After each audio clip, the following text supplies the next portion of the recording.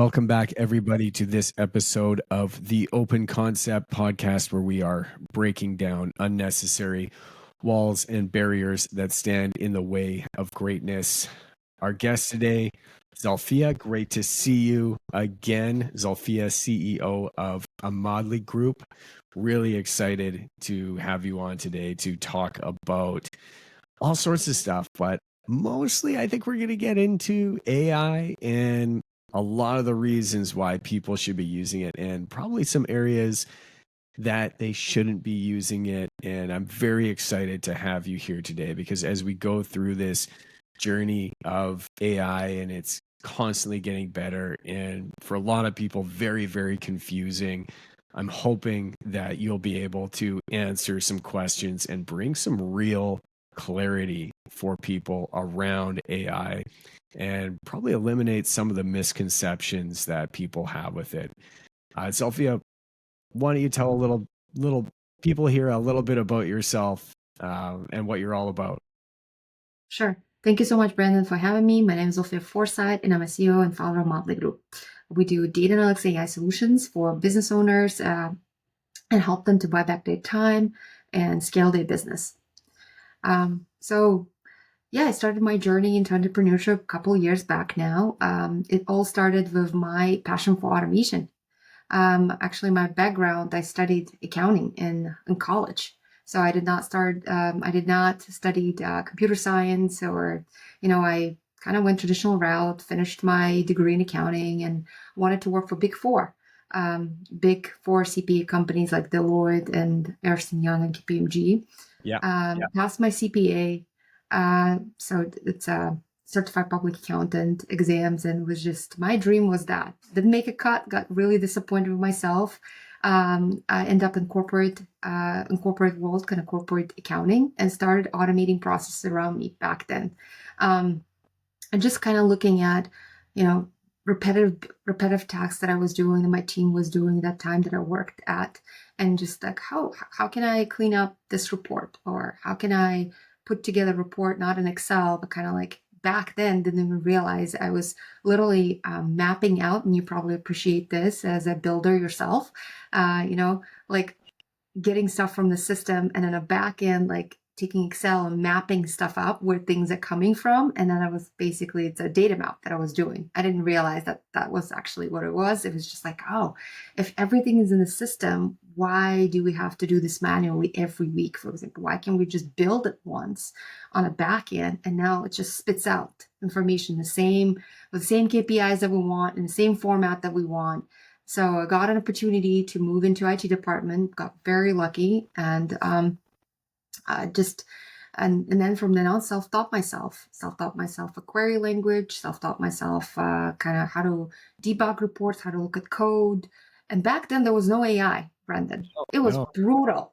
Like, especially someone that comes from accounting. I mean, I didn't study computer science. I had no idea what syntax means and how to look at code. There's a lot of YouTubing, a lot of Googling, and also like there were forums. So I would put up like a dummy questions in a forum, and the next morning somebody graciously will like point me in the direction or help me to answer that question.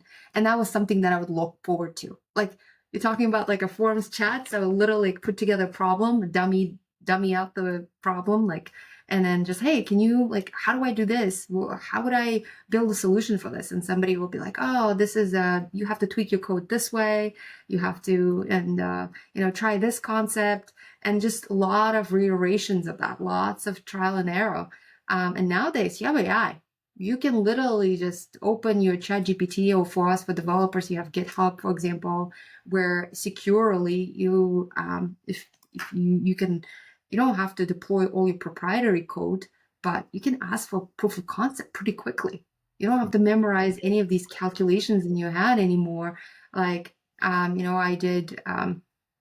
took a bunch of tests in my IT world as well before starting my business. And one of the Microsoft tests is like, you literally have to like write down the calculation. Like one of the, it's called basically it's data aggregation calculations that you have to remember. So if you take the data, like how do you calculate the averages, for example, how to calculate same metric last year, and there's literally formula you have to know. So, and then they will test you that when you go to test. So you have to understand it. You have to, remember it, memorize it. Nowadays, just ask from ChatGPT quickly, or just give it a vague, it's like, hey, how do I calculate the averages here? Like, can you give me this? Boom, right there, the answer. Or if you want to like run a code and you want to ask, how do I do group by in a code? Like just so that you have lots of data, like there's a syntax that you have to form.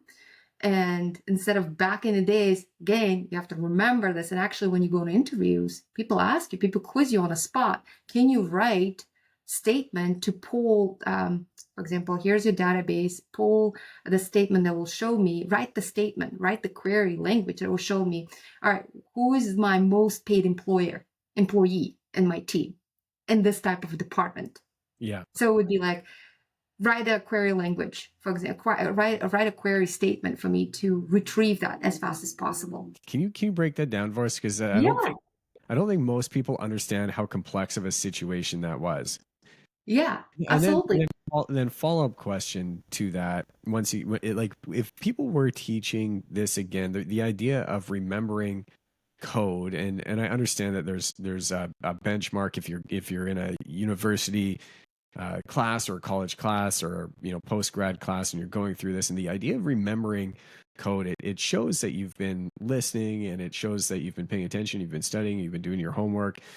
But now, is that even relevant to do that anymore, or are people still teaching that, or are people just because that's the way that we always did it, or is it more like now we really just need to be showing people how to prompt GPT because this is a tool that everybody should be using and should thoroughly understand? Yeah, absolutely. So you can definitely break it down. I want people to understand how technical this type of application was prior to the integration of Claude and GPT, Chat GPT, and other platforms that are out there now, because it's like a wild difference. Yeah. So for example, let's say organization use some type of employee management database system. There's tons of them, for example, where employees clock in, clock out, where their names are, where their positions, it all gets stored. Most of the times, a lot of users use it like a front end. They're like, for example, ADP, let's just say one of those, right? ADP. People usually have front end users. They log into the system, they enter the information of the new employee, but then on the back end, it turns into massive database. And then when there's certain analytics or certain decisions that need to be made in terms of what our budget's at, what is our benefit budget, what is our wages budgets, or what is our promotional budgets, they want to see, and then what kind of positions do we have, for example. Then it becomes pretty complex task because now the bigger the organization, the more data that it's out there that you have to sift through and analyze to kind of make those decisions. So prior to AI being exposed to all of us, to common people, for example, you would really need to know, okay, well, on the back end, where is that data sitting, for example? And also query it faster because so you can get your answer as fast as possible as well. So then you would have to create, for example, select. If you do select star from employee table, that's pretty general. It's going to put, if you have large organization, you have 1,000, 1,500 employees, it's going to spit everything back at you, basically.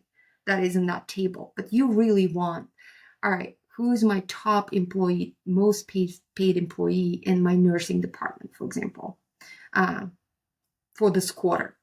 And then it goes into, well, select max, and then you have to put maximum in this table, in this department, you have to put where in this department, or group by, like the query becomes from just select star into really kind of filtered out query. And you need to know how to write that. And then it can get a little bit more advanced where they say, well, as I mentioned, for example, tell me the top paid employee in that department in that quarter that started, for example, 2 weeks ago or 3 weeks ago or 4 weeks ago, and tell me and also then in what position they are in. What is the position? What is their title, for example? So you can add those intricacies, and now like basically your select statement has to be accommodating for all of that. And they will ask you those questions on the interview, on the spot. Like, okay, well, here's a task for you. Can you write select query right now, for example? But you have to remember what is the sequence order, how to write that. And there could be like, if they say, when I mentioned like in that last quarter, and then give me the department, then you have to like do kind of subquery. So you have to like find that information inside of another information. So it can get pretty, extensive here, and you have to return that answer pretty quickly. Nowadays, ask ChatGPT, hey, can you write a query for me? Like just phrase that question that I just said, and it will write you a framework of that query where you can just put in the table. So you need to know where the information sits, where it needs to go and find that information from. But it will give you a skeleton, basically a framework that you can just put information in, like put your tables that you're querying from in. I remember my mother, she had when her and my dad had split up. I was about 15, and she was in a bit of a transition period, and for a while she took on a part-time position as just bagging groceries, right, as a cashier at a grocery store. And I remember sitting down with her and going through and helping her remember all of the codes for all the different like produce and excuse me, it was, 017746 was a head of lettuce, and 31224 was, bananas. And then it got into, all right, are these organic bananas? Are these like, and that like the immense just remembering of those tasks was a lot for me to handle. Like I don't think that I would have done very well at that position. And what you're talking about right now is not putting stuff into ChatGPT. What you're talking about is very, very complex remembering. And like if you're a little bit off in your code, you're going to get a product or an answer that is so far off from what you're looking for, and then you're probably going back to hunt through all of that code again to see where the heck did I make my mistake. Yes, yes. And also when now you're asking about employee, but it's just one little part of the report that you're putting together. So then you have to merge it, like let's say then different locations. That company, that organization has multiple different facilities. So you have to kind of, you can build on, because the use cases are pretty, when on interview they ask you, they're just a little small, but real use cases is when you actually build out like a pretty sophisticated code to retrieve that information and to make it to be accurate as well on the data that constantly is changing. So every time there's a new record, right, it updates basically. So to answer your question is, what do we do right nowadays, now that AI is here? How do we still build that muscle? Because learning is a muscle. And it was a really interesting study Microsoft put out there that it said over 70% of people that are using large language models like ChatGPT, like Grok, like Claude, are showing less effort. And why is that important? Effort builds critical thinking, builds judgment. We all know AI is not perfect. I use AI all the time, although I don't code necessarily as much anymore because I have a team that does that. But there are often times I know, because I've done that work. I put that muscle in. I understand how the database works. I understand what type of certain strategies are better on querying, and like just kind of like what kind of tools to use. When I ask sometimes certain questions from ChatGPT, when I put together proposals, for example, I could see how it can just give me surface level answers. So it's very important and I catch it because I have that knowledge. But if somebody who does not have that expertise, does not have that kind of effort that they put in, it would be really easy for them to get kind of go with that answer. That sounds good, that sounds about right, and not really question it. So I think it's still really important to understand. What I would do is don't offshore tasks that you know very well. I would say this way, the other way. Don't offshore tasks that you don't know very well to AI. Offshore Right. tasks to AI, the ones that you know. For example, writing proposals. Well, I know what's the best use case scenario, so I can tweak it quickly and I can change it, for example. But if I'm trying to learn a new skill, if I'm trying to learn a new tool, I would not even, actually, it was a really interesting study there. Even when you reading through Reddit, for example, right, to understand your potential, if you're trying to create a product out there and you're running through the Reddit comments to understand what are pain points, what your customers' feedback, sentiments are around, I would even say don't try to feed it to LLM. Try to understand it first because it's so important how to hear your customer voice so you can actually tweak your product better, so you can make your product or create your service that is more tailored to your customer.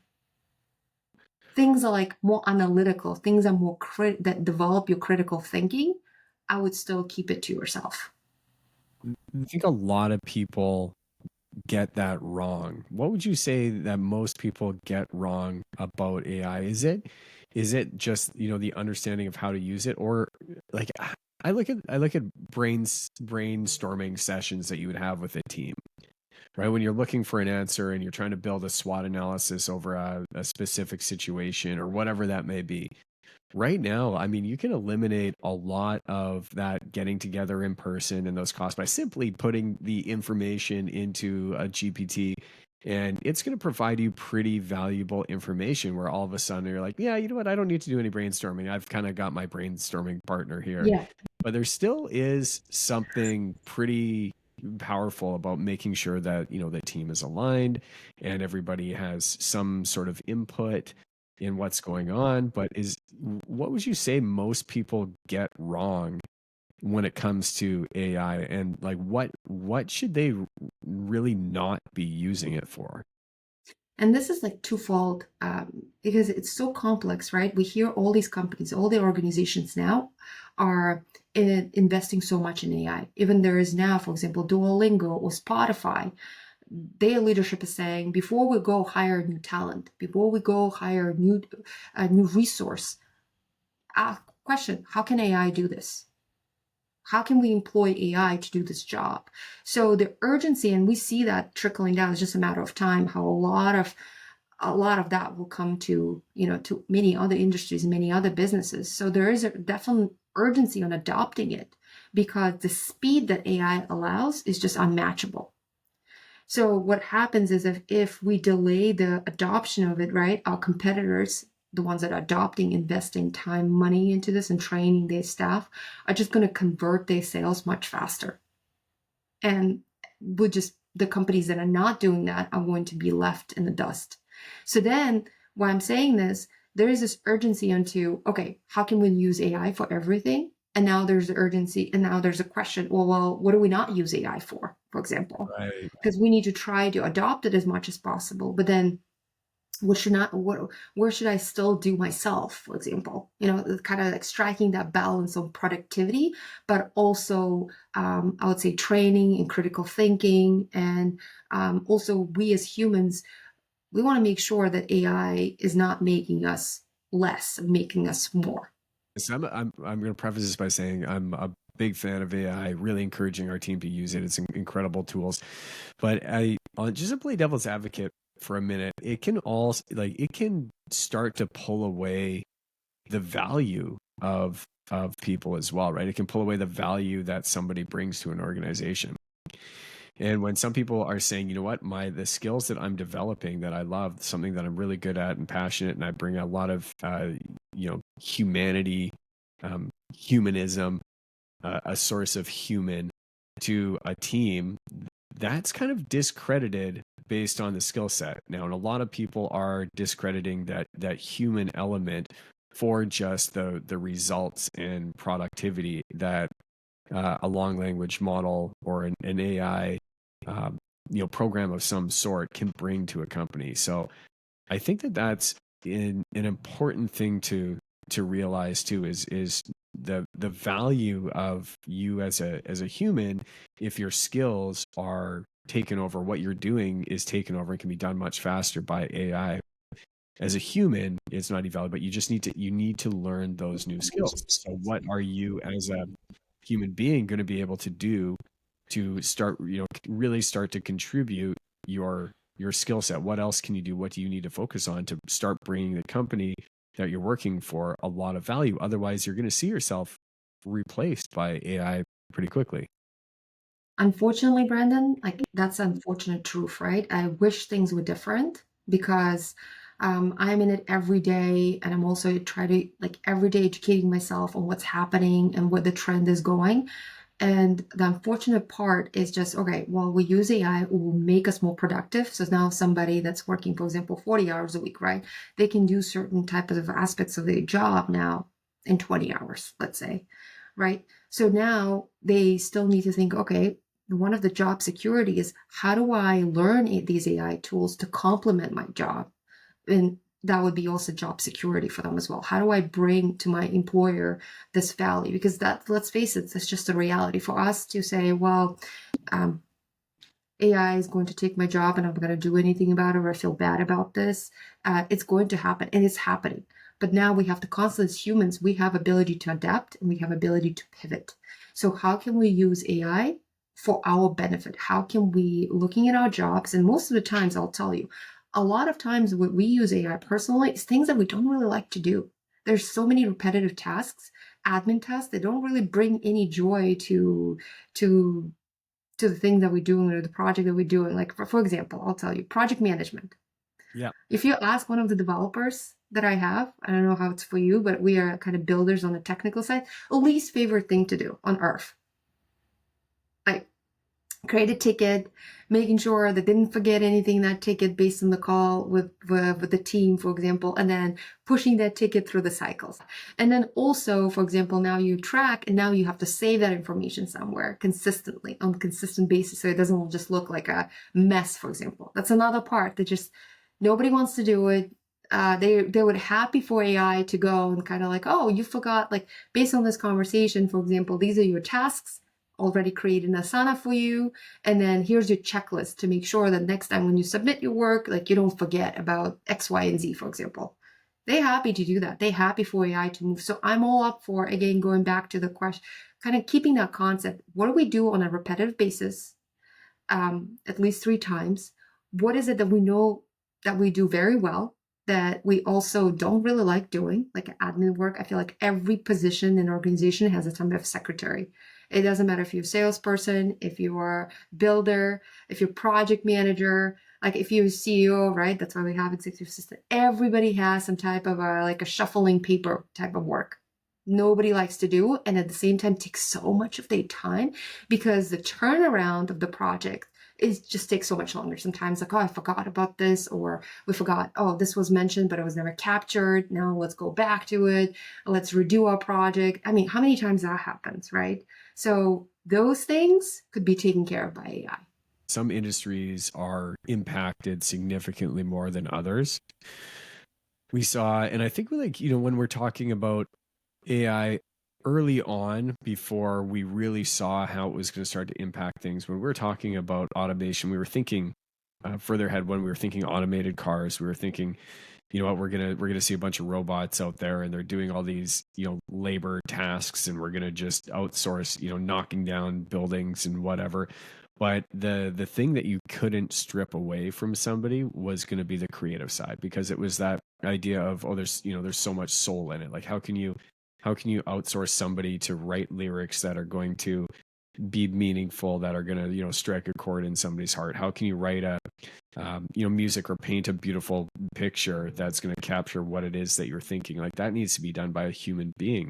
But it was very quickly proven that those tasks were some of the few that right away were disrupted the most.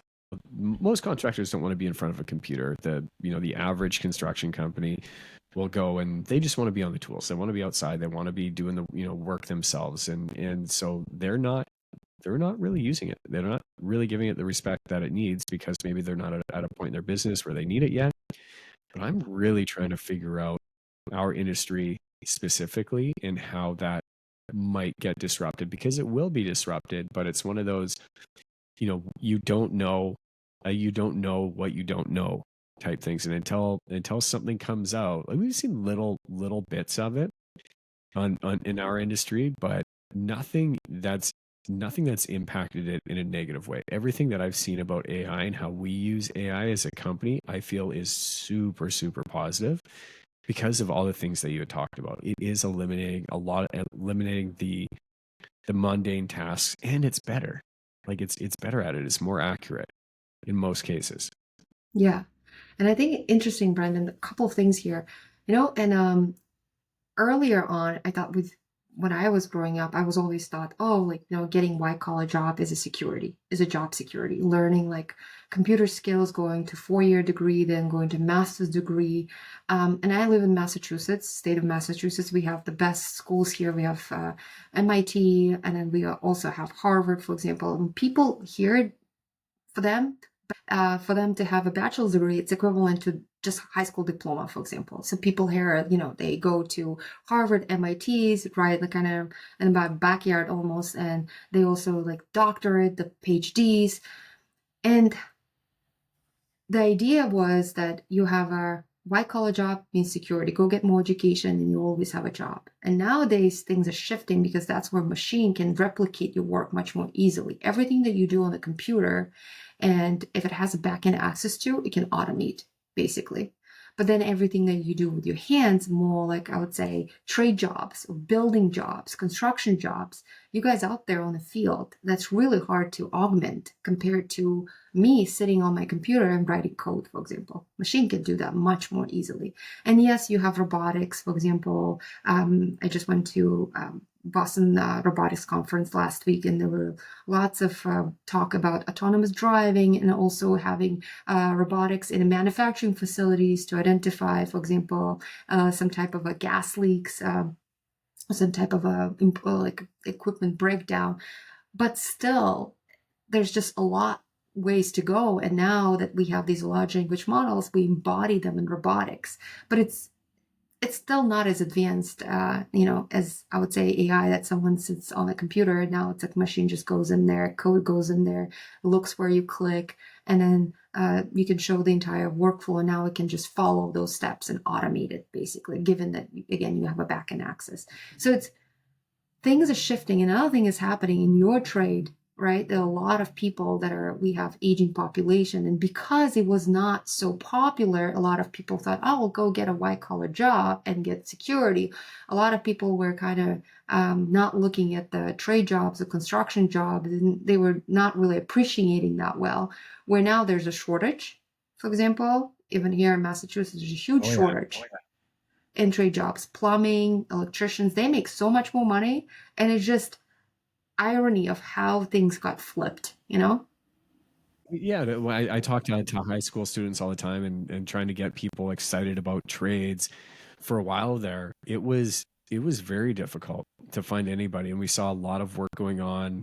After COVID, there's a year or two after COVID where there was, for us to find staff was near impossible. There's a lot of new companies that were starting. There was a lot of people were rethinking life and what that looked like to them. And even at this point, AI was still just kind of on the cusp. It wasn't, people didn't really understand what was happening with it.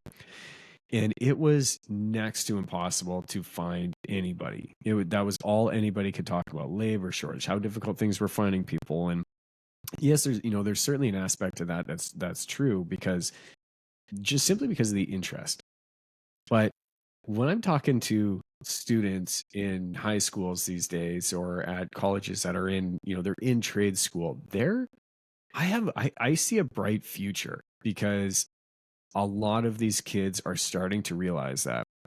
And the idea of getting a trade, all of a sudden, I've seen this over the last very short time, but like 8 months, 12 months, over the span of the last year, there has been noticeably more interest in getting involved in construction, in trades, in electrical and plumbing and HVAC, probably for the reason that they feel that they want to be able to bring some value On the flip side, too, have seen a lot of AI companies start up all over the place. I mean, you scroll through, it's hard to cut through the noise about what is a good company, because you go through Instagram and you see so many new AI programs that pop up that you get this overload of information. And I don't know about you, but I have this feeling of like distrust, because there's so much coming at you that you don't know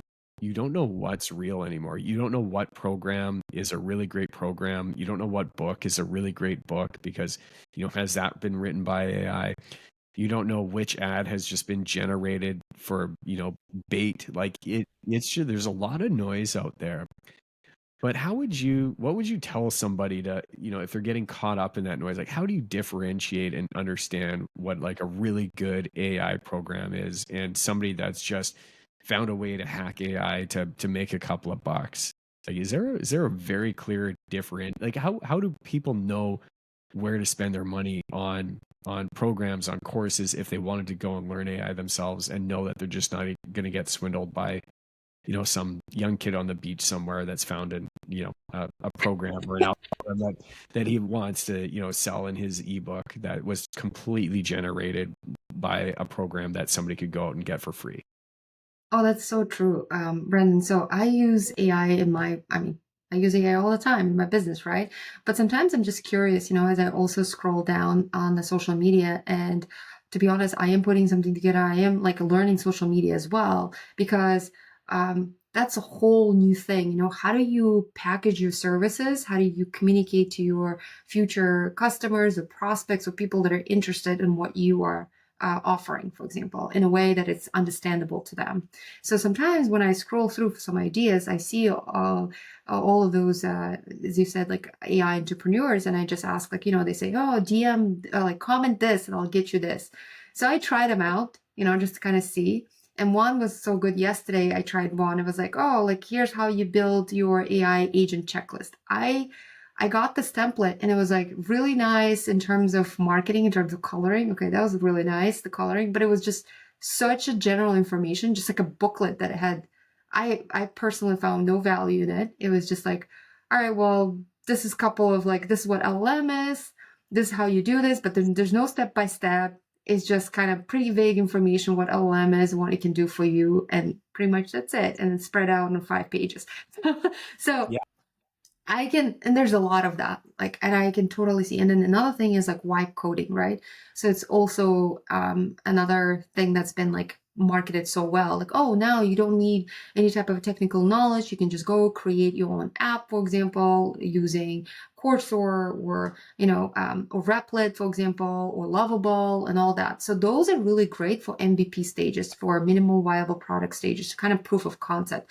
But as soon as you start actually working and trying to do the working prototype, where you connect to real database to it, where you expose your financial information, this is where it gets tricky. If you don't know what you're doing, there were actually a couple of posts on X, on Twitter, where people got into the position where they spent thousands of dollars. Why? What happens with tokens, basically, a large language model, OpenAI if you use, or Claude if you use via API call, through the backend call, you have to pay for tokens every time you prompt. Tokens are really words, basically. So it will count how many words that you're using and will charge you for that. So if you're not careful and you don't understand, you can rack up charges pretty quickly. If you have a code running that you didn't, for example, optimize, or you didn't stop, now all of a sudden nobody's monitoring that code, for example. Now you have thousands of dollars that you spend money on, and you do not know even what's happening.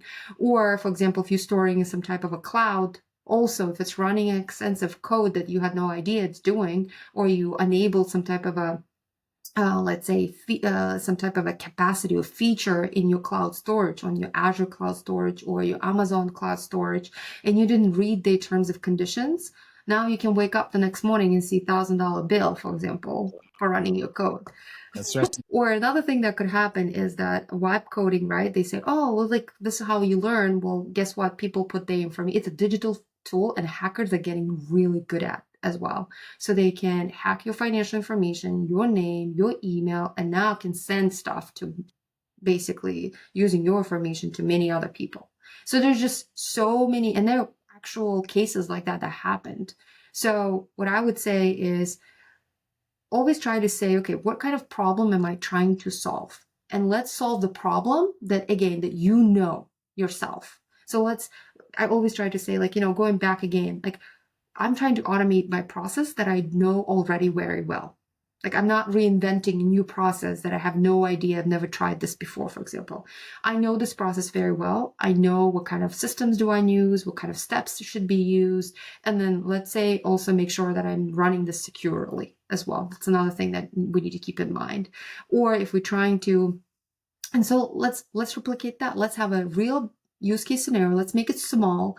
Small, what I'm saying, all right, well, for example, every time I get a call, how do I save that call somewhere on my, even that small step? Every time I ever record a call, instead of me downloading it and manually and then saving somewhere on my, let's say within my organization, how can I automate that process? I have a call, record a call through the AI note taker. How can I push it into the, let's say my SharePoint or somewhere on a cloud so it's automatically stored with the proper name? This is a small task, but something that I have to do on a repetitive basis. So let's automate that. Let's solve that problem and let's find things. Let's go on YouTube's and let's look, for example, OpenAI Academy. It's free. NVIDIA has many free courses. Coursera has a free courses as well.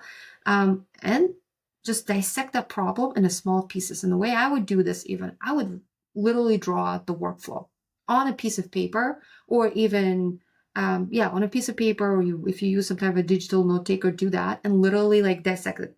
Number one step, the call from AI note taker goes into here with this type of naming convention, for example, just step by step, and then try to ask the ChatGPT. Literally take that screenshot. Ask from ChatGPT, guide me through this step by step. Where should I go? Right, and then write the prompt, for example. And then you can also use Google AI Studio. And actually, here's two things. OpenAI has also developer platform. So it's not for developer platform, it's free as well. So you have to go to platform OpenAI. It has a real-time abilities there. What do I mean by real-time? It has ability for you to take a screenshot of your code and kind of guide you through. Google AI Studio has the same thing. You can share your screen and can talk with it as well. And it can tell you, for example, oh, all right, well, I see what you're sharing with me. I see that you're trying to automate this workflow. Well, I think the first step for you is to go here and here and here.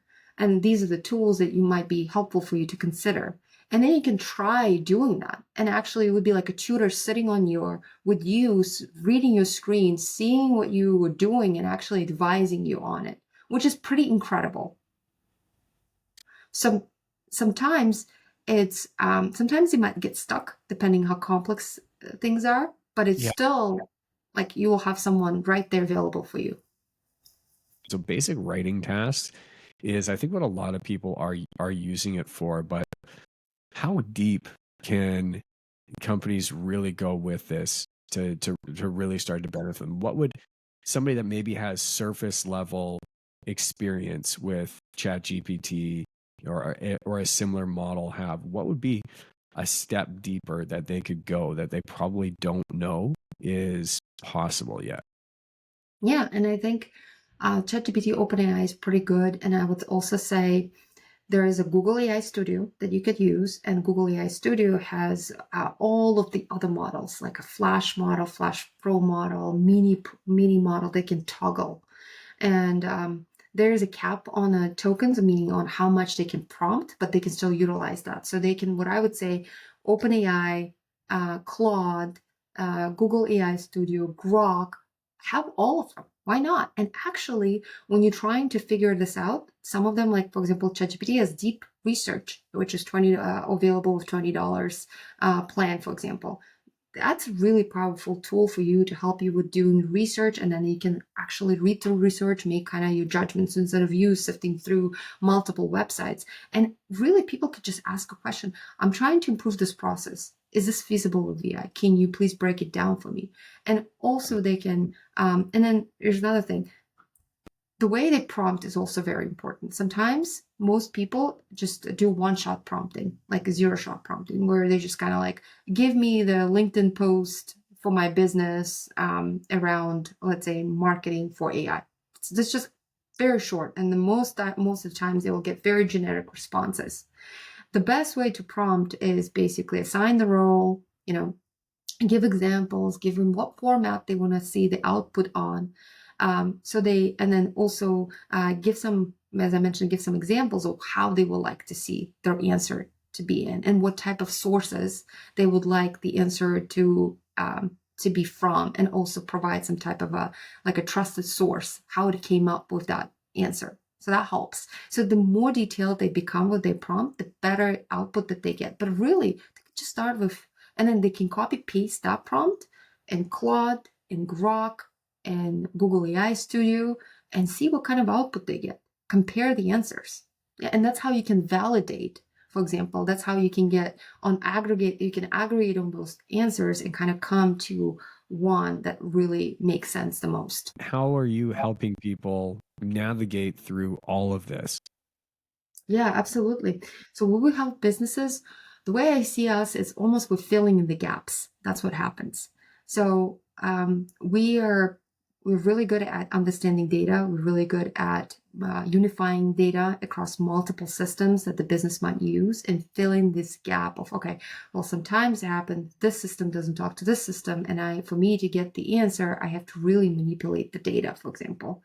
And it's very important, because if you layer over large language model that now has to make decisions based on that data they're exposed to, you really need to make sure you have a clean, reliable data. And then you also have ability to automate the process. For example, one of the things that we help our clients with is shortening their sales cycle. So a lot of times we've noticed that the businesses, and this is where AI comes in, it's how can you accelerate your growth with the same amount of headcount that you have? So how can you double or 5 times your growth with the same amount of headcount that you have? And that's because a lot of times people think, oh, I hire an additional person, I need to, if I want to increase my volume. But if we audit these systems and figure out, okay, what is your process? What does your sales process looks like from the moment somebody calls to your office and requests some type of a quote, for example?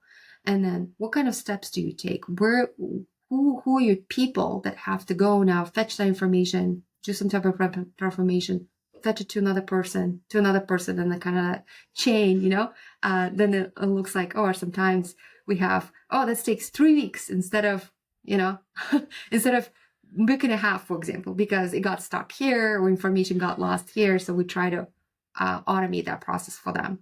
And we also determine, all right, what's the right strategy for you? Is this really artificial intelligence that you need to use here, or is it just pure automation?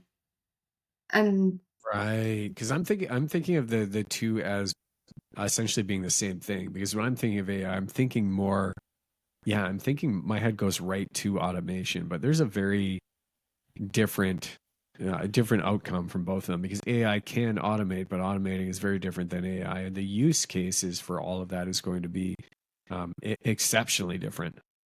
absolutely. So we, for example, we help construction companies, but we also help healthcare companies as well, healthcare clinics, for example, as well. And a lot of times they, when we talk to people now, they would say, oh, I really want AI to come in and kind of help me out here.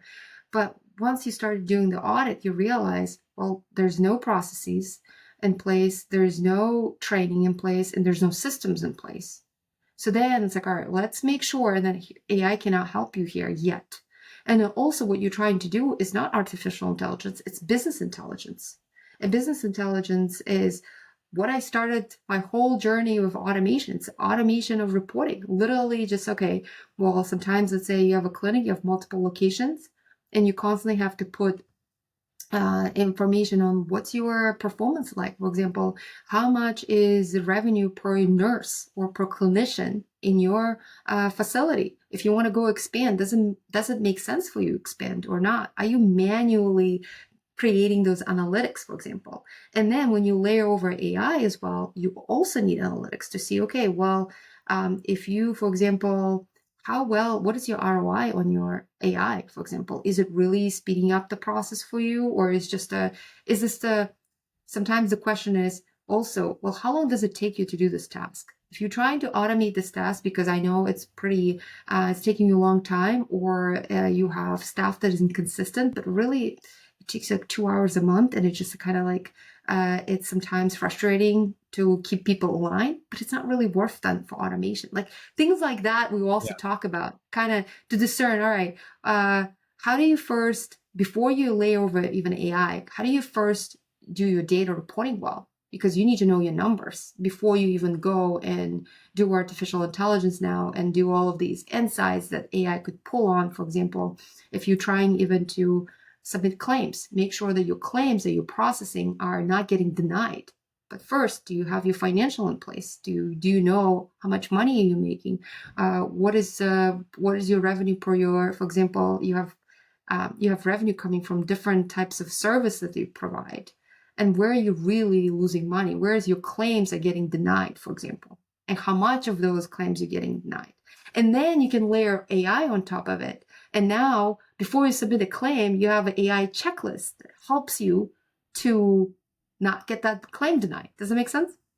Totally. So you would work with a company, come in, do a deep dive with them, because I know there's a lot of companies and that don't know. I've talking to my mom. I'm referencing her again here, but she owns now. She's no longer working at the grocery store. That was 20 years ago. But she owns a women's consignment store. It's selling Mm. women's clothing and stuff. And she's like, you know what? I don't know where AI fits in. I really want to know because I feel like I'm missing out on something, but I don't know where to look. I don't know what to do. I don't know which process would make sense. But you would work with somebody like that, be able to go in, do a bit of an audit of their company, and kind of work with them throughout the workflow, Yeah, understand what it is, look at some of the bottlenecks that they're having, do a yeah. bit of a deep dive, and determine where AI can help out and provide solutions for that. Yeah, absolutely. That's what we do. Because again, it's I can see how it's so overwhelming for businesses. And then once you start talking to them, you realize, okay, this is their tech stack, technological stack that they use. These are systems that you use. And then you really ask them the questions, what is taking you the longest time? What is the most it doesn't have to be anything big. Sometimes it's a little things that make Yeah. huge impact. And I'll tell you, not picking up your call costing you missed revenue. It's just such a small thing. And then there's so many applications out there that like pick up the call, for example, just a little one that I'll tell you that I see the most. Okay, so they will pick up the call, and then if the call is missed, they give the recording of the call to the owner, for example, or to their, let's say, leadership team or management team. Now the management team still have to listen to that call to figure out what happened, and then Right. have to either get back to that person or give some type of information, like some type of action needs to be taken. Well, imagine that person is also tied up with something else. Usually that call would be answered in the best case scenario next day, sometimes in a couple of days, for example, right? But then what if there was a sale in there that could have happened? I had called a landscaping company because I wanted my lawn cut, Yeah, and it was an automated phone number that I had called, and yeah, they had said, hey, this is, you've reached so and so landscaping. Your call has been recorded, and somebody will get back to you right yeah, away. And it was sort of answered a call. It was like, oh, what's your address? What are you looking for to do this? And it was like, awesome. We've now sent the details over to somebody, and they will get back to you. That person never called me. It took like 3 days for that person to get back to me. I'm like, what is the use of doing this? Why you're much better off just picking up your cell phone and talking to me rather than having some AI collect my information and then not get back to me. Like there's still a very human thing. Like people, and this was just simply a call off of Google. I wasn't tied to this company. I didn't have any yeah. sort of relationship with them. So what did I do? I went down the list and I called the next number that I could find. And that person picked up. I'm like, I'm trying to get my lawn cut here. I'm not like, it's not an emotional purchase. I just want to get my lawn cut. It doesn't need to be complicated. But that company lost out on the sale because they didn't know how to handle the AI that they had introduced into their company. And that in fact lost on the sale because they weren't doing that the right way. And that happens through all type of service you can think of. Any type of service that has some type of a automated service or some type of a, or you know Sometimes they even have person picking up the call, but they won't get back to you. They might take the information, but getting back piece just sometimes takes a long time. So that could be used for any type of a service, right? Any type of office, landscaping, construction, clinic. Let's say you call dental office, or you call any type of clinic that you're trying to make an appointment with anyone, really. And nowadays people love speed. People just want to solve this problem right now. They want to either book an appointment, get their quote, and move on with their day. They want some type of resolution at this point. So instead of that call being never answered to you, what it could be done is, all right, well, the phone call gets transcribed, for example, and the action items comes in for it. So there is a workflow that happens. Well, they gather from you information, you get some type of notification text. People prefer talking through texting rather than call so much more. And let me know if you disagree. Half the time when I'm calling on my phone or texting, I mean, the transcription isn't super dialed yet, but I talk and text all the time, right? It transcribes. It's just much easier. There's less friction. But you always Yes. still do have, you always do before I send. I always have to double check to just make sure that I got it right. Otherwise, I'm going in and retexting it to, clear it up anyways. And at that point, I've just, lost that Yeah. time. Yeah, but in the way where the business could use it. So they get the call, and let's say they miss the call, which is fine, sometimes happens. But now, instead of getting recording of the call, and now they have to spend time listening to that call, and they figure out what action do I take. And sometimes if they tied up, that could be next day, 2 days, 3 days. And let's say they have multiple calls like that.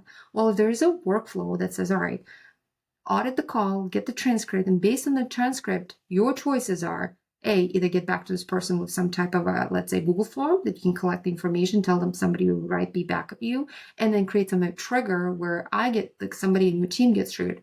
This is a sale call. Somebody's really looking for. Can you get back to them ASAP? So nobody has to listen and make a judgment, determine what happens. So you kind of, the call gets recorded, it gets qualified and then action item comes up from it. Yes, potential sales call, no, referral, for example. And there is an action there too. So, and this is where the money gets lost a lot of times, because this is exactly what happens to you happens. Like, I see that all the time. And this is one thing that I help my customers across, like, many of the businesses that I see the moving needle. It's like, if you do this one thing to make sure, but then another thing is that you need to make sure, what do your process looks like? Do you have systems where that call gets captured? What happens with another person who needs to fetch it? Do you have a system around where it can actually, okay, well, if that happens, what happens next? So it doesn't get kind of lost in the air. It has to go somewhere to trigger some type of action. And basically, yeah. You really need a system in place to make sure that you're doing some quality control checks to make sure that they are in fact working properly, because we are relying on technology that most of us know very little about. It's a service, and if that isn't working properly, I tried to book a cleaning company, right? And this is, their contact page for their website. I put all my information in, just wanted to, this is like just traditional contact page on the website. Went to them, and I'd called, didn't hear anything for a couple of days, tried calling them, and they said, you know what, we've been getting a lot of feedback that our contact page, we haven't been receiving the emails. So you're not the first person that's told us this. And that, with AI, if you're putting your trust in AI, into technology that has, like, we're talking software, we're talking programs that do have glitches, you need to have a loop in place, or some sort of quality control to make sure that that is working the way that it's supposed to work. Because that's kind of my fear, right? And I'm sure if Oh, it's my fear, it's the fear of somebody else. I'm going to put this in place. Like, we use Zapier for a few automations, and it works really, really well when it's working. But if something is yes, glitching somewhere between this automation, this automation, this automation, this automation, this automation, you yes, need to have a process in place to make sure yes. that it's not messing with, the everybody's day to day, or it like it's just not doing what it needs to do. So Brandon, this is such a great point, twofold. So when we build things, and that's always like the way I think of it is a digital tool that needs oversight, that needs monitoring. That's like a mini intern, right? That's out there living in your ecosystem and making sure, but human oversight needs to still be happening. Obviously, we can set up our notifications, for example, and triggers on our end to monitor this tool. But when we work with clients, we say to them, okay, We implement the AI, but don't think that AI could just be on its own out there. Now that you bought it once, basically, it's like living and you don't need support. There is a support, there is a maintenance. So this is just one of the realities that AI is not going to come, but just kind of land on your systems magically. It needs to be basically like implemented. It needs to be put in place and making sure it's integrated as well. So it's not just kind of loose ended. And also then we need to make sure we have a dedicated person that's overseeing that process. That something like that would not happen, for example. And another thing that I see, and then the second thing that I see, for example, there are softwares out there like Jobber, for example, or some CRMs that already provide AI assistance. But here's the thing. A lot of times that I also hear is that business owners, well, there's AI software, I'm just going to enable it, turn it on, but nobody's checking, okay, how is it integrating? How is it audit calls, right? They like, oh, well, it's cost so much to, for example, to fine tune it or really to put it in place properly and train it properly, put a proper transcript and actually give it direction. All right, when call happens, do this, this, this, this, and then monitor. How is it answering? Do the audit logs basically of the phone call handling before onboarding it. Before onboarding to masses, we all know AI is great, but as soon as you started onboarding, opening doors to a lot of phone calls, it might hallucinate. So you need to really kind of fine tune it's like an intern or like an employee that you onboard and you make sure that you give them feedback, performance feedback. Before they out there and making these representations on your behalf, make sure it's vetted out, basically. You're giving the AI feedback. Exactly. And you fine tuning the model. But what happens when we have these big systems, they have their own out-of-box AI tools. They give you a tool that you have to fit your workflow into their tool. It's your job to integrate it properly and ethically within your organization, because at the end of the day, they give you out-of-box tool. But I also have seen cases where people just like turn it on and then I'm like, so how's that going for you? Well, sometimes I say, well, the customers, especially, and here's where a tricky part, with older generation that's calling you business, you want to be a little bit more cautious with younger generation. Younger generation is more susceptible. They understand phones and technology better than kind of traditional generation, right? That they want much more hand handling. They want to make sure that they want to talk to a human at the end of the day to close the sale, for example. They want as much as less. They want minimal interaction with some type of a robot. Like, let's be honest there. The way I see the AI is not to close the sale for you, it's just to fetch the call. It's like a receptionist that is always on it, that you don't miss the calls that we talk about. But also, the way I say is like, okay, well, there are softwares that provide out of box, but then have you audited those calls? How are they responding to your potential customers that are trusting their time, basically trusting in you to help them? Are you auditing those logs? If it's failed, are you trying to go and change and make those changes to that AI voice assistant? Or are you just like, oh, well, I lost the customer, so what? Like, for example, it's too costly for me to actually have somebody that will fine tune this AI voice agent to my business to make sure it's actually working properly before I roll it out to the masses, for example, and see how it goes. I had an issue with a piece of software that I was using, and on the website it says, contact us here, chat with us, no problem. Yeah. But I really just wanted to talk to a person. And at some point, I was just like, I just want somebody to empathize with my situation and walk me through how to do this.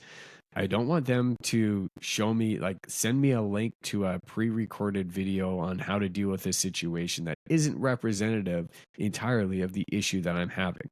I need to get somebody there to have them walk me through that. And because they didn't offer that support, I eliminated that, because I was like, you know what, this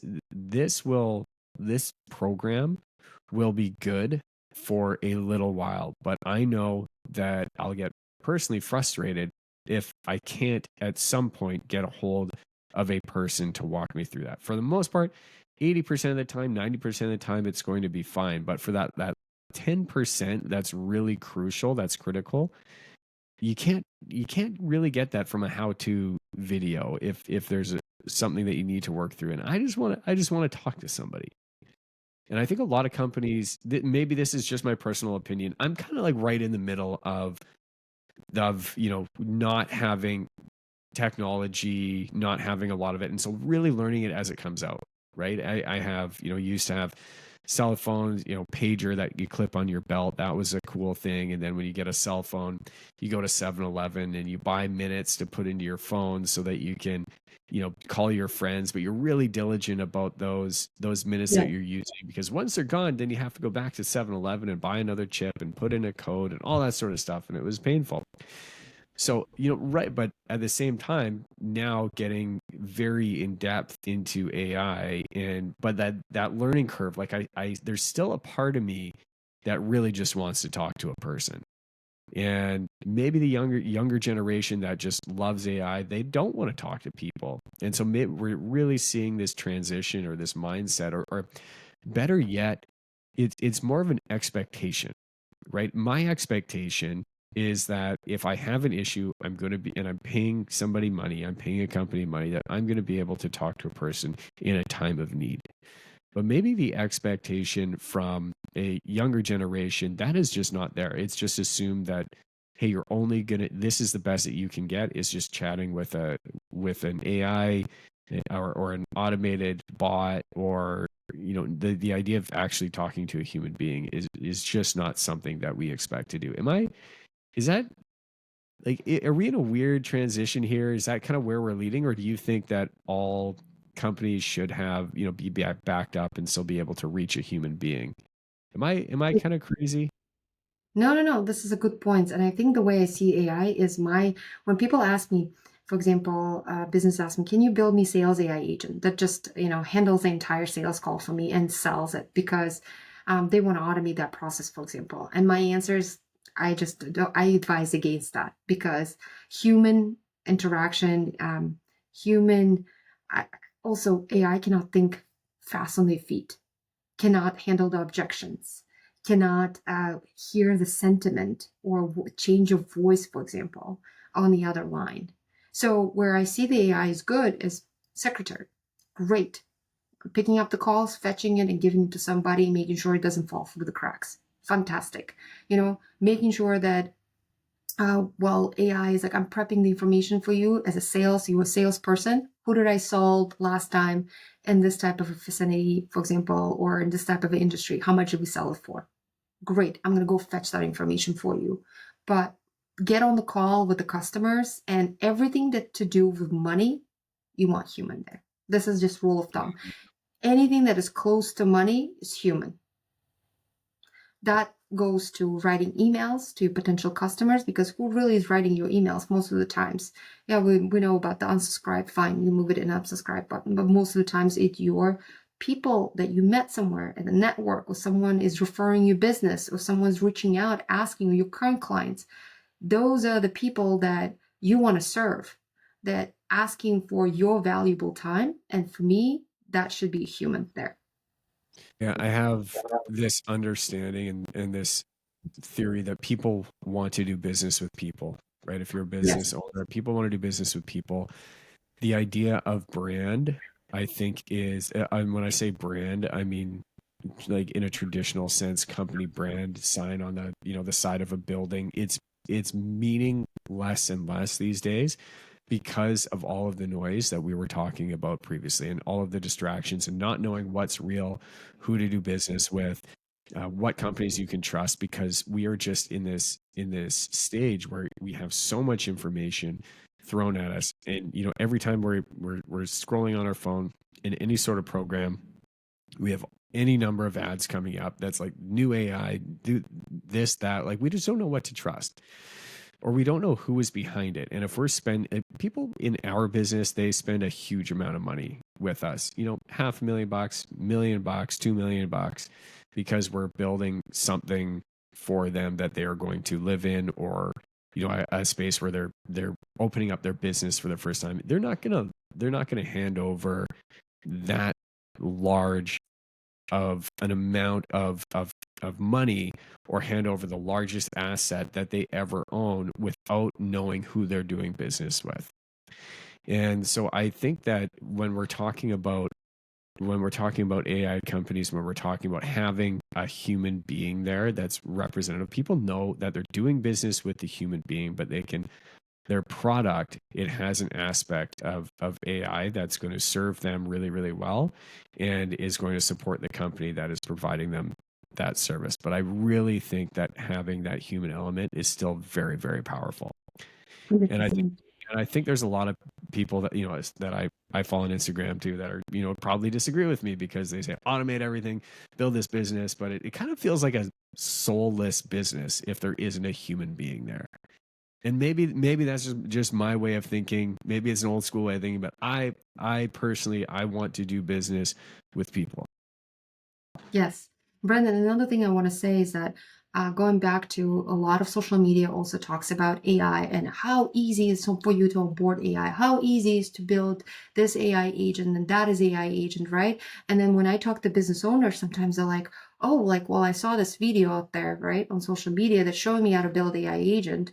But then if you really want to build a good quality product, you need to have a good quality data. You need to have processes and systems and training around it. That all requires time and money. Because if you want to show up for your customer as a professional business that takes them seriously, that doesn't roll out their information that is not vetted, or for example, have these AI voice agents that are just providing information or responding in not in the manner that is that your quality, your voice, or your brand, just for the sake of it. Oh, well, there's a cheap tool out there. I'm paying like, I don't know, $500 for it. And it's click a button and let's go. Let's see how it goes. Well, how much, if you're not doing that, how much business is that costing you? If one customer is not happy with the responses that they've got that have not been audited on, are you that customer's thousands of dollars? Well, there's this awesome book. It's called How to Sell to Everybody. I don't have it in front of me, but the writer Joe Girard talks about Girard Rule 250. So what does that mean is that on average, every person in lifetime meets 250 people in their lifetime. So if you do one bad business to someone, that person will talk to 250 people in their lifetime about you. So when I read that, so Joe is a writer. He talks how he became a sales guy. He was selling cars. So for him, every time, for example, if he turned around two people just because he was in a bad mood, or he didn't respond them kindly, or he didn't provide a good information, right, or some false information, if he turned out two people in 1 year, they can fill up the huge stadium, basically football stadium, with people that those people talk to about that service. So when people are onboarding AI, right, they should be very cautious of, all right, I want to make sure that this AI is representing my business, my brand. This is me out there where I'm not physically present. So how do I make sure that I put quality out there? But for that, how do I make sure I have a good quality data infrastructure and systems and training as well? And how do I make sure that I capture these leads that are coming through, that they can go through the pipelines as well? So it's Yeah, all investment at the end of the day. It's not a quick fix. I don't want people to think that's just a push of a button and everything is an AI can figure it out for them. people are much more likely to talk about their bad experience that they've had with the company than the good experience that they've had, because a good experience comes with, it's in a lot of cases it's transactional, because it's like, I'm paying you money, the expectation is that you're going to give me good service. So if you pay them and you get good service, then you're less likely to tell people that you had good service, because it's just sort of that's expected. But if you get bad service and you disrespect your customers' money or disrespect their time, they are much more likely to go out and talk about that, right? In our case, somebody would say, hey, how's your renovation going that's been going on for the last 8 months? And if we were doing a bad job, then they're going to say, oh, we're going through this reno, it's a nightmare, oh, this and that. And then they start saying, oh, who's your contractor that you're doing that with? Oh, it's right. But it is, people are much more likely to talk about their bad experiences than they are with their good experiences. So if you want people to talk about the good experience that they're having, it needs to be an exceptionally great experience. Yeah, that's fair. What are 5 or 6 basic platforms that everybody should be trying to get familiar with, what would you say? Or even your top 3, what would you say these companies, all of you, everybody needs to at least have an understanding of and get familiar with, because you're not going to get away with them or without them. And they are, going to have probably the highest impact in your business. Well, obviously, number one is OpenAI. Everybody loves OpenAI because you can literally prompt anything that you want, anything that you're trying to solve, and then ask even for it to write a prompt for you for this type of problem. Then I will also ask them to go and use Google AI Studio and use real time option where they can share the screen, either if they're trying to create a SharePoint site, for example, or they're trying to navigate some type of I've seen them work out one of the architectural applications, and if they trying to create a new design, they can share that screen with the Google AI Studio real time and ask them a question. Hey, how do I build this? Where do I go? Where do I click, for example? Where is that feature? And surprisingly would be able to guide somebody through the process. So I would say OpenAI, Google AI Studio, and number 3 would be, I would say, I'm giving right now the large language models, basically, OpenAI, Google AI Studio, and then another one I would do is, I would do Claude as well. Like Claude would be really good, and I know it's all around prompting. Actually, no, I will do the 4th. I will do OpenAI Academy. It's free. It's 100% free. And some of the videos are 25 minutes long, for example, very short, something that's bite-sized. Some of them are even shorter. They can every day, if they can make some type of a plan and actually ask AI to make the plan for you. Literally be like, can you put together, I want to learn AI. And AI will do a really good job if you tell it what your goal is. Not just I want to learn AI, it's kind of vague, right? Like I want to understand large language models in 3 weeks, And my experience is at 0 level. Explain it to me like I am just freshman out of college, for example, a freshman out of the high school. Like give it the age, or give it so it knows in what format it should give you the information in, so it's more digestible. Or you could say, I have 0 technical experience. My background is in this and this and that, and I have this much years experience on it. So explain it to me like you would do to 11th grader, for example, that is interested in excelling their skills and learn large language models and understand how they work in 3-week span. Put together a detailed map for me, detailed steps on what features do I need to know that are useful in OpenAI, for example. How to utilize tasks, how to utilize canvas mode, how to utilize project mode, and prepare for me a course that I can follow every day, and I would like to dedicate 30 minutes of my time to it. And give me this course in Excel format or PDF format. So see what it comes up with. Very, very, very specific, right? We've hit a timeline, we've hit a format, we've hit a prompt, we've hit an education level or a descriptive level. Like with the prompts that you're giving it, they are very specific, and the more specific you get, the more specific answers it's going to provide you. Also, one more thing you would also want to say, give me the list. Oh, Perplexity. I forgot. Perplexity is amazing. So Perplexity is really good at giving you cited information, so more verified, trusted sources. OpenAI still sometimes, for example, right now I have a task that going on there that does give me a daily AI news at 8 o'clock in the morning. So what it does, it, for example, drops the email at every morning at 8 o'clock on the news recaps that happened, for example, but I gave it the trusted sources that it has to go and scrape from. But I found those trusted sources on Perplexity AI. So sometimes OpenAI is still like, so it gives me like a kind of like, and I also said, give me the summary in 3 sentences. So I don't get very long summaries. And then I also give me a link to that source. So then I can click on it and kind of see the full article, for example. So I would try to use Perplexity to get the those trusted trusted sources in terms of like, okay, where do I find AI news? Give me the trusted sources, give me the links, and give me all the websites where the AI news are on. And then I will bake that in my task, for example, and tell it to deliver in this format, and this much, and this type of like 3 sentences or 1 paragraph or 5 sentences into my email at this hour, for example. Let me ask you, I got so many more questions, and you're going to have to come back. We're going to have to do this again because you've given me so much information. I'm going to have to go and play with it, and I'm going to have a lot more questions for you. But if you're working with a team, if you're a business owner and you're integrating AI into a team that doesn't really understand it, how, and they don't, there's some hesitancy there as to how to adopt it. What sort of conversation are you having with your team about